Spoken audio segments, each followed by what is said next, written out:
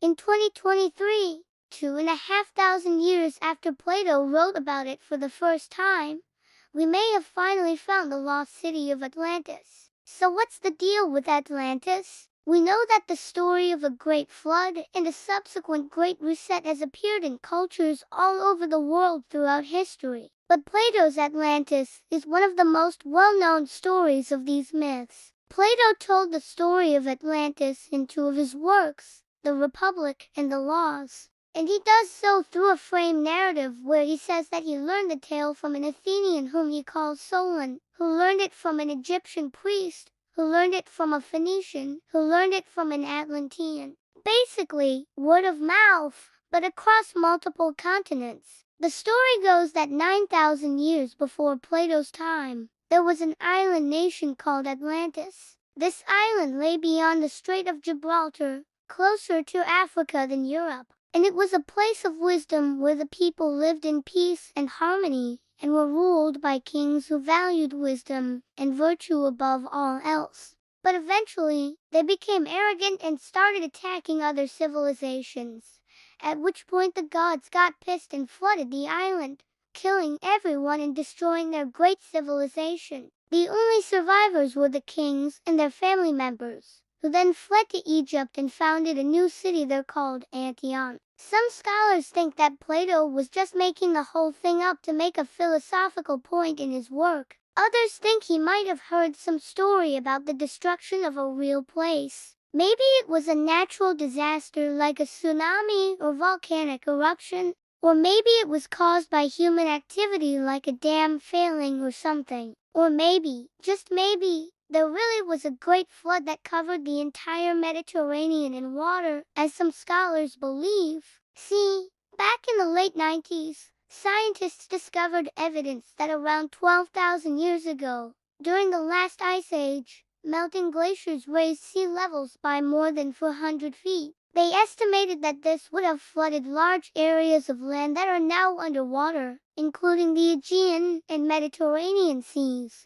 And while we can see how that could have inspired a story about a great flood, it doesn't really jive with everything else Plato said about Atlantis, especially that the island nation existed 9,000 years before his time. See, if we go by Plato's numbers, the destruction of Atlantis would have taken place around 10,000 BC, which is way earlier than the last ice age flooding event. Plus, according to Plato, people still lived there 1,500 years after the flood when Antaeus traveled there to learn about its wisdom. And according to science, rising sea levels didn't stabilize until 10,000 years ago. So either Plato was off by a few thousand years or Atlantis really did exist somewhere else. What Plato described as a vast and powerful empire of islands located outside the known world actually could have been a civilization in the Black Sea. There's a theory that the legendary island of Atlantis was actually the kingdom of Olbia,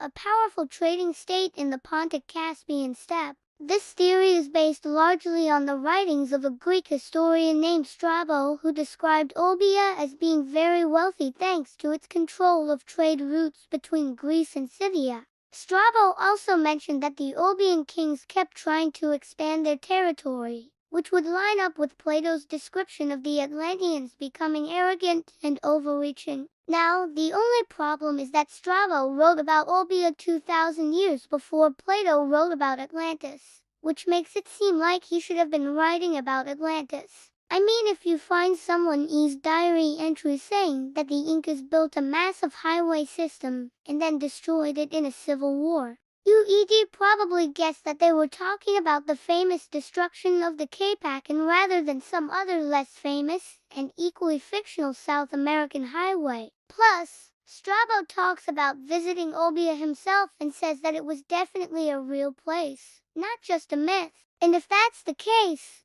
then the ancient Greeks would have likely done the same for Atlantis, especially since Plato spent a lot of time in Athens, which was a major hub of Greek culture and learning. And if Plato had visited Olbia and gotten the story of Atlantis from someone there, he would have remembered that Atlantis was a real place too, because he definitely knew that Olbia was. Now, you might be asking yourself, okay, If Atlantis wasn't a real place, why do so many cultures have stories about it? Well, stories of a great flood have been found in pretty much every culture, and we generally think that they come from people hearing about a big flood that happened somewhere, and then embellishing the story with details over time. But the story of a great flood isn't the same as the story of Atlantis. And the story of Atlantis isn't the same as the story of Atlantis. There's no reason to think that there was ever a global flood that killed everyone on Earth. And there's even less reason to think that such an event took place 9,000 years ago. But what if there was a regional flood? It is possible that the story of Atlantis comes from the collapse of a Bronze Age civilization in the Black Sea region.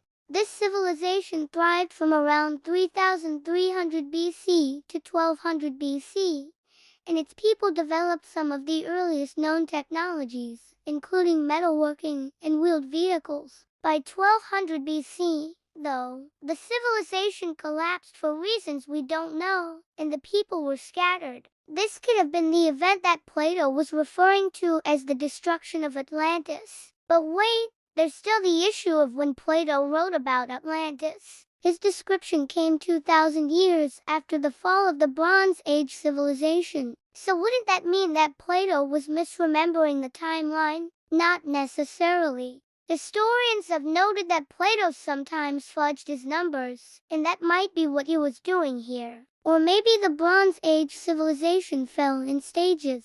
After all, we're not exactly sure what caused it to collapse. Maybe a drought led to famine, which led to war, which led to the dam failing in the subsequent Great Flood. But whether or not any of this has anything to do with Atlantis, it's super interesting. It shows us that the idea of a single civilization falling could easily inspire stories about a great reset that have elements similar to Plato's version of Atlantis. Plus, it would explain why different civilizations all over the world have stories about Atlantis, because each culture would have heard about a great flood from people fleeing the war and famine and economic collapse and added it to their own mythology. You can see how, over time, the story morphs into something fantastical and epic. With each retelling, you get more detail, you get new characters, you get crazy special effects. Eventually, you get a talking tree and a magic lamp. You know, the classics. But what's perhaps most interesting about this potential discovery is how it relates to archaeology. A lot of archaeologists are pretty confident that Olbia was a real place. They've found settlements and artifacts that fit Strabo's description of the wealth and culture of the kingdom. Yet despite all of this archaeological evidence, no one was seriously considering the possibility that Atlantis was real. That's because they were going into this with the assumption that Atlantis was just a myth, a fantasy story that Plato made up.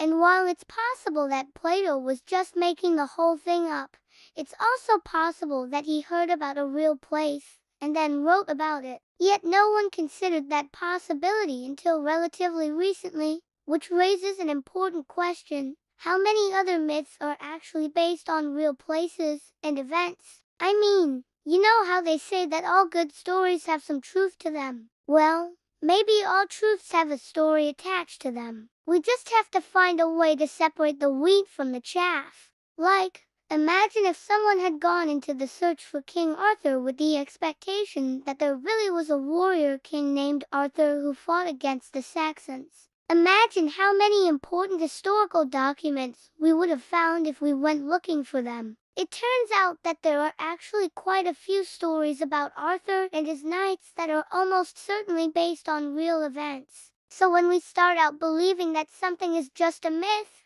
we tend to overlook evidence that might confirm it. That's not to say that Atlantis was definitely real, nor does it mean that every myth has some basis in reality. But it does show us that we can't just dismiss stories that sound far-fetched as being completely made up. After all, no one would have believed me if I tried to tell them that a man really did fly a machine made of wood and cloth over the English Channel 100 years ago. And yet, it's true. Now watch. Why do so many people still believe in the Loch Ness Monster? Or check out, did Jesus really have superpowers?